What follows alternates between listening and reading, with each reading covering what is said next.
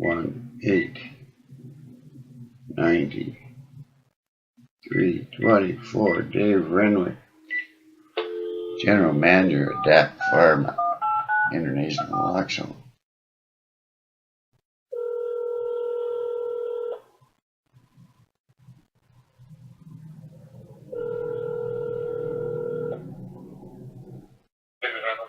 Yeah, David, is this a good time to talk? It's Gary Thompson. Oh, hi, Gary. How you doing? You just caught me heading to a meeting. Are you around this afternoon? Perhaps I can give you a call? Yeah, sure thing. It'd take about 5 minutes worth of your time if I could. No worries. Let me give you a call back this afternoon, okay? Okay, have a great day. Thank you, you too. Bye-bye. That's David Renwick. You know, Yeah. our product monograph, I think you would say, doesn't go far enough in terms of advocating for Respiratory assist. and I don't disagree with you. The government, the chief medical officer specifically, as I have been told, dictates how the take-home naloxone program instructions are designed and implemented. So we provide the medicine only, the naloxone. And then the government provides instructions in their take-home kit. Well, I've talked to David Williams. There's 1,000 doctors wrote a letter to David Williams and the coroner and Hoskins and Jane Philpott when she was federal minister. And we had to sit down with Kathleen Wynne and told her to stop murdering everybody in this province. And what was their response? Nothing. She says they'll get Hoskins to look into it. Hoskins didn't even bother replying. Yeah, well, that's I know. unfortunate, to say the least. So I was under the impression that they had amended those guidelines now to include Rescue breathing, but it's not first. It's still mixed up. It's still mixed up, the instructions that they're handing out. I just got a letter from the executive director at Health Canada. Yeah. She is let go. She's blew the whistle on them because Health Canada removed rescue breathing from their protocols for opiate overdose in September. Say that again? The federal government removed rescue breathing from their protocols for opiate overdose in September 2018. Oh. Yeah. It was up on their website, and they're handing out wallet cards to every Canadian citizen, no rescue breathing. All the signs and symptoms of drug overdose. It's all up on my Twitter, buddy. Just look it up there. The letters, at Gary CPR, buddy. The letters from federal government's there. There's a coroner's report.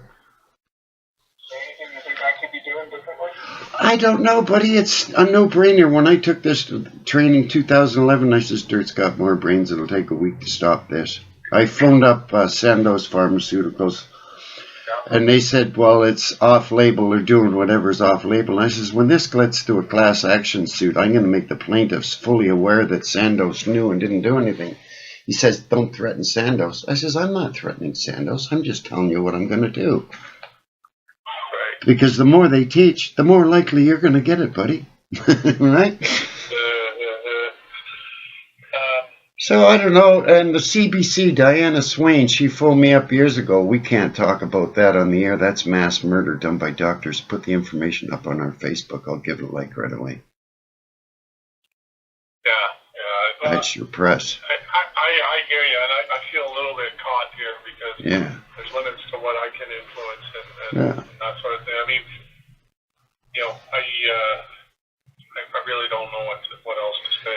Yeah, I know. Well, I don't know. The Dean of Medicine, I'm at a lecture. The Dean of Medicine comes up to me at University of Toronto. You're Gary Thompson. Keep up the good fight. I says, Dr. Whiteside, you're the Dean of Medicine. Why do you say something? She walks away with her hands covering her head. Gary, it's a monster. I says, Doctor, you don't throw your women and children to a monster and say nothing. She's making herself physically and emotionally ill, knowing that people are dying. And she's got this great power of being the Dean of Medicine and says nothing. Jeepers. I got a job. What do you do? Don't do nothing. Well, I would say keep on Yeah, I do. Yeah, I know. It's a no-brainer. I've had to stop parents I'm witnessing parents give their children chest compressions. Jesus, one was a a seizure patient. Because I stand on the corner of Young and Bloor, I did a little survey. I asked 100 people, if you have a respiratory emergency, A, rescue breathing, or B, chest compressions. 90% of them said chest compressions. I'm going, didn't you listen to me?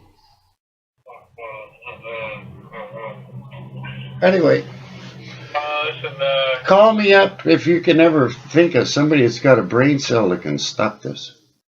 I appreciate you taking it on and keep me posted. Yeah. We'll catch up again on things a little bit later. Yeah, check out my Twitter because there's a letter there from Health Canada. Crazy people. Fair enough, Gary. Have a good one. Thanks. Bye-bye.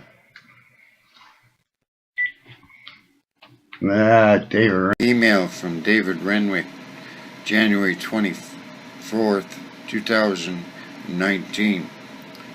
Says he's obliged to follow what Health Canada says and the Chief Medical Officer, David Williams, says to do. And any 10-year-old child knows if you've got a breathing emergency, give them rescue breathing ASAP.